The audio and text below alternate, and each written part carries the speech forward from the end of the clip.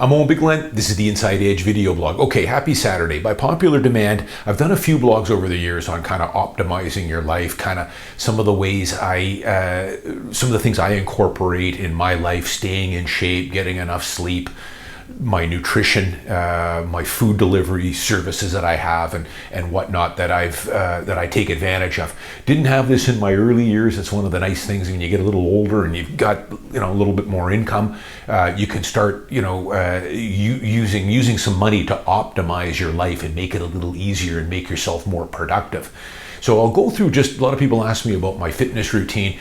A lot of people know I don't talk a lot about my private life on this blog. I also don't do it very often on Twitter really at all.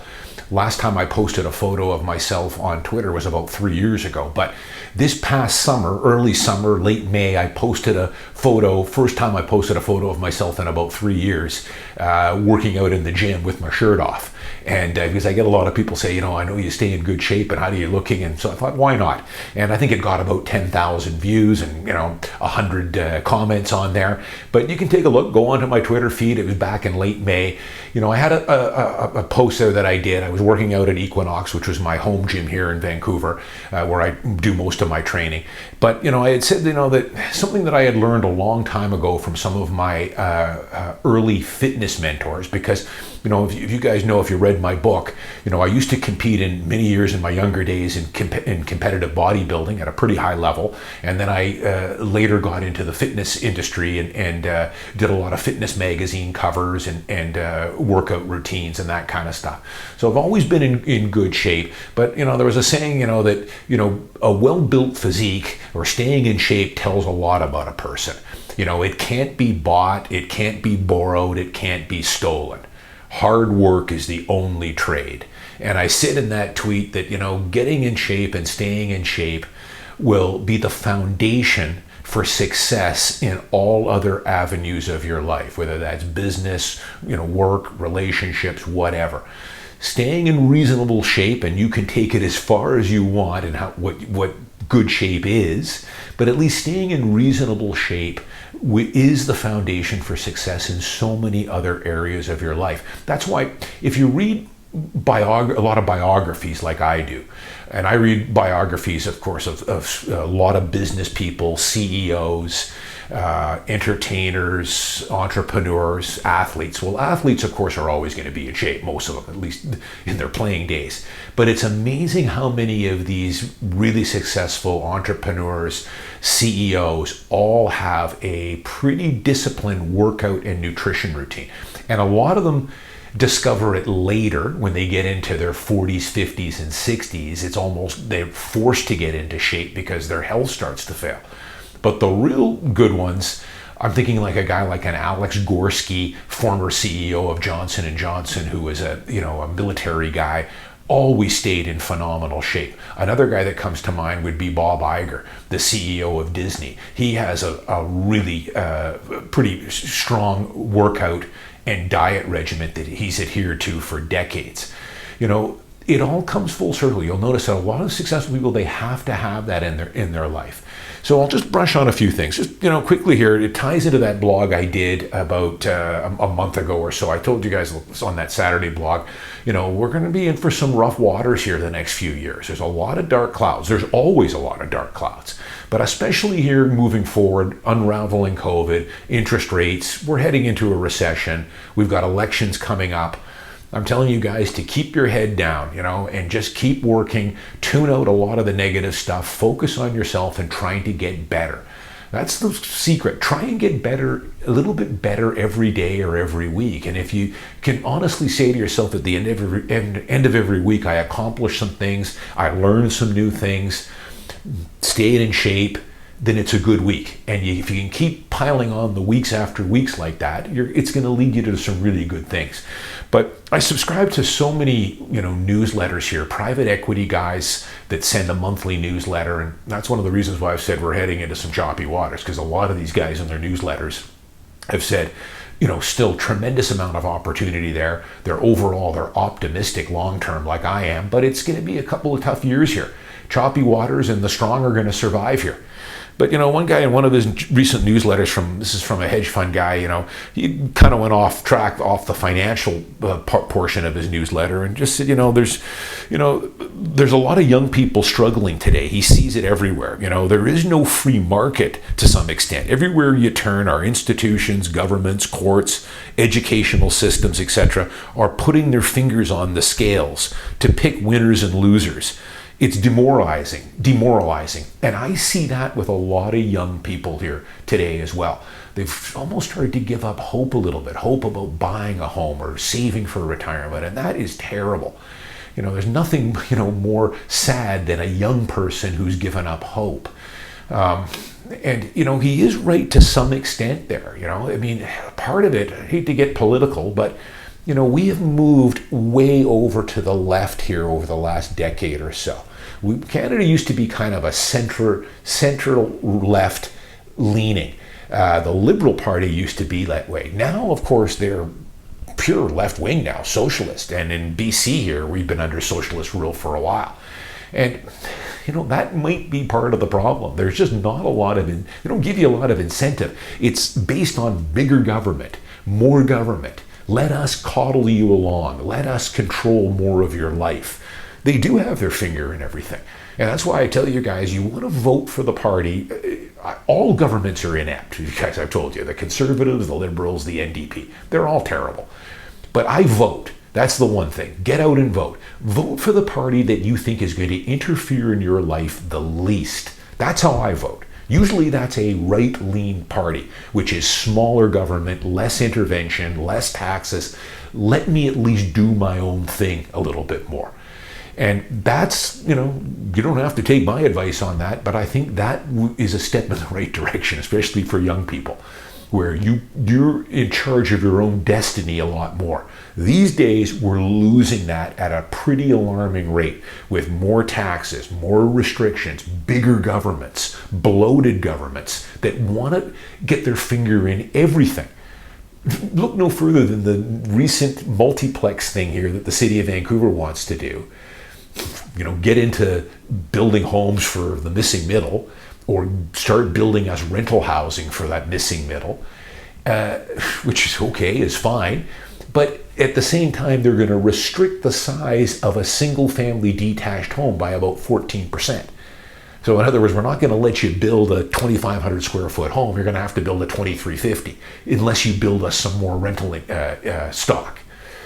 It's getting a little strange. But let's just quickly brush on, you guys a lot of times ask me about my fitness regimen and here and stuff. So one guy pointed out, health is wealth. And yes, if you read my book, Health is Wealth, you want to try and get at least a basic fitness regimen. And my fitness regimen has changed a great deal over the last 30 years. I've been doing this working out in gyms and training for over 35 years now. As you start to get an older guy like me, your training changes a lot. But I incorporate still a lot of resistance training, weight training, which has always been a part of my training, my fitness regimen. But these days I do a little less of that, more cardio. In the back here, you can see these two pipes. Those are steel maces. So I do a lot of mace training. It's very unknown here in Canada, mace training. You guys can look it up. Go on to YouTube. Leo Savage is one of the top guys for mace training. So a mace is a steel rod with a weighted ball on the end. And I got into that about 6-7 years ago. I hired a trainer that was trained under Leo Savage and taught me how to use maces. You won't see a mace in a gym because they're dangerous unless you know how to use them properly, because the balance on them. Go onto YouTube and check out steel mace training. But I use a lot of steel mace training. I use a lot of kettlebell training. I use a lot of TRX. I use a lot of plyometrics, which is just body weight movements, push-ups, chin-ups. I do a lot of bike riding. Always enjoy bike riding. If you guys might see me around the seawall, if it's a sunny day or winter, rain or winter, spring, or summer, I try and ride the seawall a fair bit, unless it's pouring rain. So I keep kind of a well-balanced routine. I would say for you guys, find something that you enjoy doing. If that's swimming, great. If it's playing tennis, great. Bike riding. But I think you should incorporate some resistance training in there no matter what. Sometimes guys, that this all they do is cycling. That's great, but you don't get good cardiovascular, and you'll work your legs, but you lack upper body conditioning there. So I think it's a hybrid of a lot of different things. Find something that you like. For me, I'm using a hybrid of a lot of different things, but the foundation of it still is, some resistance training, using weights. And there's a lot of stuff that's come out now on longevity and keeping some muscle on, and, into your 50s and 60s. Back when I was in my 20s and 30s, it was a lot heavier weightlifting and bodybuilding. Now it's a bit more of a hybrid, more cardio, mace training. I also use something called animal flow, which again is probably not very well known up here in Canada. There's some of it. I'm noticing more and more of it at Equinox where I train. You need to get a trainer for this to teach you how to do the animal flow, but it's kind of a cross between some yoga and breakdancing. But it builds a lot of really nice lean muscle and mobility. So that's where my training's at. But the other big thing I want to tell you guys is nutrition. The older I get, the more nutrition plays a bigger part. So when you're in your 20s and 30s, nutrition is important, but you're young, your metabolism is burning, not as key. It's important.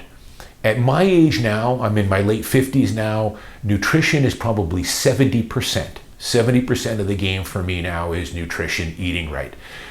Training is the other 30. I've got a lot of muscle memory and I've been training for a long time, but nutrition is key. So I've told you guys one of the shortcuts for me now, having a little bit of money, is I can afford to have a meal prep service. So I get my meals delivered on Sundays. Not all my meals. I make my own breakfasts, but I'll get some of my lunches and dinners, and then on the weekends I usually eat out. But it's nice to have that. But I also cook some of my own food here as well. But it's mostly high protein, moderate to upper carb, and fairly low fat, but moderate fat. You need some fats in your diet. Moderate to upper level carbs for me is what I need with my workout routine and my cardio that I'm doing. Something that you got to experiment with. Some people will have a very difficult time getting in shape with anything other than low carb. It all depends on your metabolism, and this is where you have to experiment with things. Experiment with your protein intake, your carbohydrate intake, and your fat intake. Analyze your body and how you feel and how you look and all that other good stuff. Have fun with it. It's just like, learning about investing and retirement. It's going to take a little bit of research and time, but the good news is that with YouTube now and Twitter and some of the people you can follow and the access you have now to information free is incredible. Never would have dreamed of that 10 or 15 years ago when I was starting out. So there's some fantastic sites on YouTube that you can follow if you want to learn about mace training or animal flow or TRX training. And then there's lots of great sites on nutrition and diet, which is important for sure. For me, as I say, as you get older, your nutrition plays a much bigger part. Sleep is also very important. I'm a early to bed, early to rise guy. I think I've told you guys about that before. I've been like that now for probably about 12 years.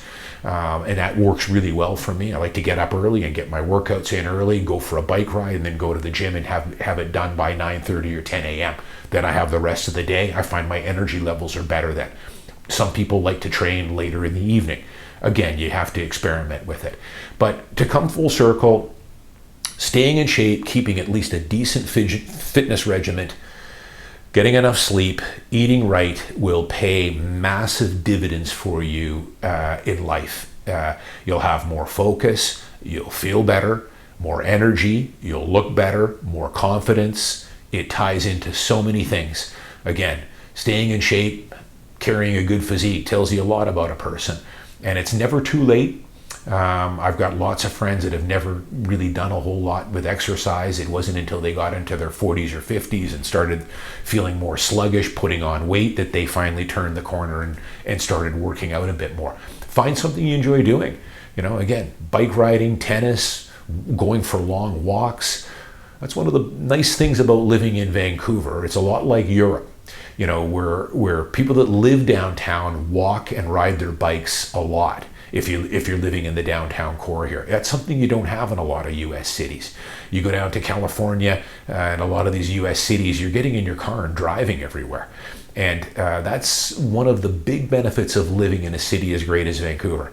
It's a walkable city. Walk to go to the grocery store, walk to get a cup of coffee. I walk to probably 50% of my appointments for my condos that I sell downtown, or I ride my bike. So Vancouver is a very fitness-oriented city here, which a lot of U.S. cities are and North American cities aren't. So that's a little introduction into it. I'll give you guys more on this. I've done a few over the years. I'll give you a little bit more in-depth stuff later on optimizing your life, your fitness. If you guys have any questions you want to ask me, feel free to comment in here on some specific things, and I try and do my best to try and answer them in a future Saturday vlog. I'm Owen Bigland. As always, thanks for watching. Thanks to all my new subscribers. I'll see you guys next week.